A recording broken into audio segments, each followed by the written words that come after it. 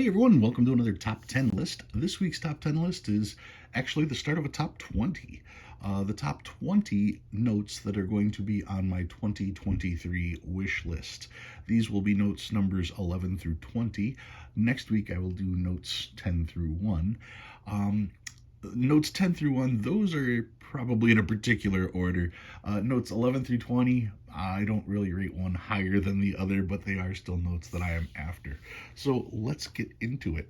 The top 20 wish list notes for 2023. Number 20 on the list is a national. It's a $5 national. Let me see if I can find the picture in here. Here we go. Here is a $5 national. This is what the front of the note is going to look like. But what I'm looking for is the third charter. And the third charter has a version called the date back. And you can see how on the back it lists 1902 to 1908. That was the charter period where these particular notes were listed. Now I've got notes that are called blank backs that don't have the dates, but I don't have any that actually have the date, 1902 to 1908. So that's number 20 on the list, a $5 third charter period date back. Number 19 on the list. Well, if date backs are so hard to come by, then I certainly don't have the second edition, the second charter date back. Now, the second charter date back, this was from, they've got 1882 to 1908 is when it's on here, and of course, those would be the dates on the back. Now, some of you are going to notice right away that there is a picture of a particular person on the back of this particular note, and if you happen to collect notes with George Washington, did you get one of these? They are relatively expensive as far as pricing goes. But yeah, the date backs, like I said, this was from the second charter period. I don't have a third charter date back. I certainly don't have a second charter date back. So that's the second charter date back that is also on my must-get list for 2023. Number 19. Number 18 on the list. There's one other type of $5 national that I don't have, and I'm going to see if I can't find it on here. Here we go. It is called the value back, and this one is the second charter period, and instead of having the date, it literally has the value of the note, $5. Here's the $10 version as well. They've got the value backs for each different denomination, and they can get a little pricey, as you can see right here.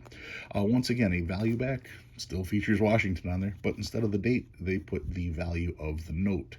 I don't have any value backs, I don't have any date backs, so I'd love to add those into my typesets. So that is number 18 on the list. Number 17.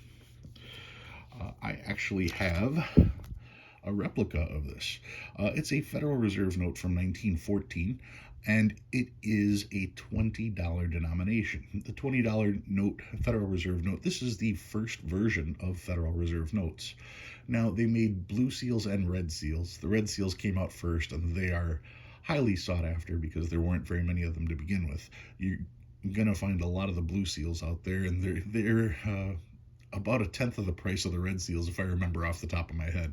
So I will most likely be getting a $20 blue seal, but that's fine. It's always interesting because Federal Reserve notes are typically green seals, but that's not how they started. They actually started as a red seal and quickly switched to a blue seal, and it wasn't until they made the small size note that we actually got the familiar green seal on the 20. This one in particular features Grover Cleveland, and if we take a look at the back, very cool imagery of a steamship, a locomotive, a tugboat, a car, and it's supposed to be, I'm guessing, from sea to shining sea, because there's the Statue of Liberty way in the background, so I'm guessing that this would be California on the other side there. So that is number 17 on the list, the 1914 $20 Federal Reserve note. Number 13 on the list. Let me make sure I have the right book. Here we go. Also in the same vein, I do not have a $50. Here's the Federal Reserve Blue Seal $50 note. This of course features Grant. Same features as the $20 note. This particular one features the Panama Canal. That's why there's palm trees on the back. Just an interesting perspective. The Atlantic and the Pacific. You can see the palm trees here in the center. Always one of the really neat backs that I've seen on notes, but a note that I don't have. The price can get up there, so if I can find one in decent condition for a decent price, I will most likely scoop it up. That's why this one is number 16 on my list. Number 15. You may have seen a version of this particular note already highlighted. It is a CSA, Confederate States of America note.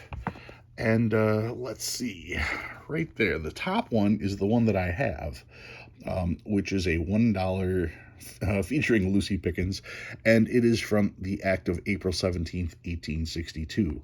The note that is what number did I say? Number 15 on the list is the one below it, the one with the green overprint. Now, the $1 notes in and of themselves were highly circulated, so the condition is just abysmal on most of those notes. But on this one with the green overprint, they didn't print very many of them. And in 8, it starts off at $75. When you get to 12, it jumps way up to $225. By the time you hit VF20, you're at $550. And to find one choice uncirculated, it's over $3,000. So to see a note that goes from 75 all the way up to 3,000, that is the difference between the green overprint and the standard note. I have the standard. I'd love to get one of those green overprints. So that is number 15 on the list. And while we're at it, number 14 on the list. I have this particular note, the $2 Slayer note, and once again, you can see it goes from $45 up to $450 based on condition. Act of April 18th, 1862 Slayer note is one that I have. What I don't have is the one with the green overprint. Same note, just the green overprint, and my tripod's in the way, so I can't get it any closer, but you can see in VG8, $75. In 12, it's $350. At 20, it's $1,000. And at 40, rare, choice uncirculated, it just says very rare. So yeah, I don't know what condition or shape mine's going to get when I get one, but I'd really like to get one of those because something tells me those are only going to go up in value.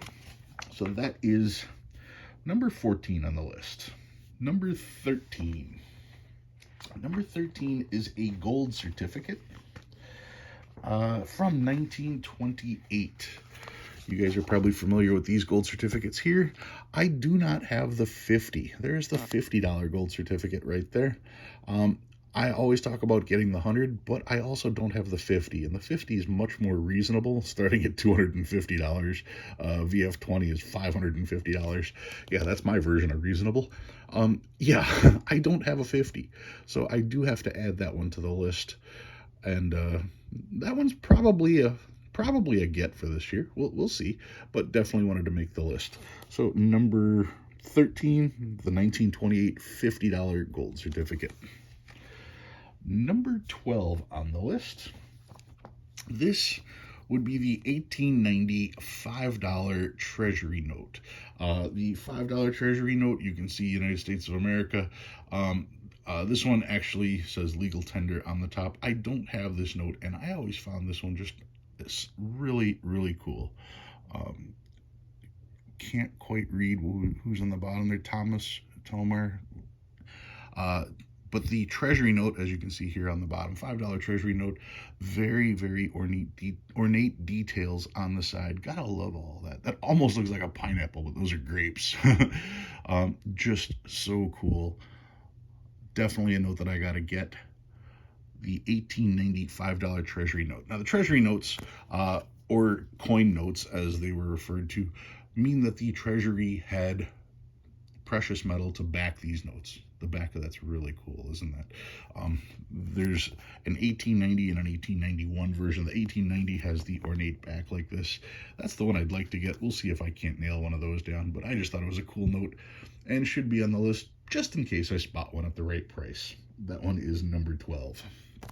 And number 11 on the list, The last note for this week, this is an 1882 $20 gold certificate. $20 gold certificate from 1882. A very classic looking gold certificate before they switched over to the more familiar version of the 20.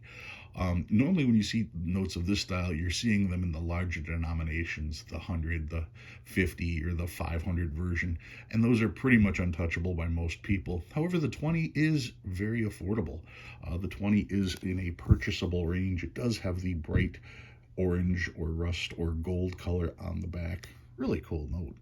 And this commemorates the hooking up of the transatlantic cable, if I recall. That's what the eagle is doing, hooking up the transatlantic cable connecting America with Europe.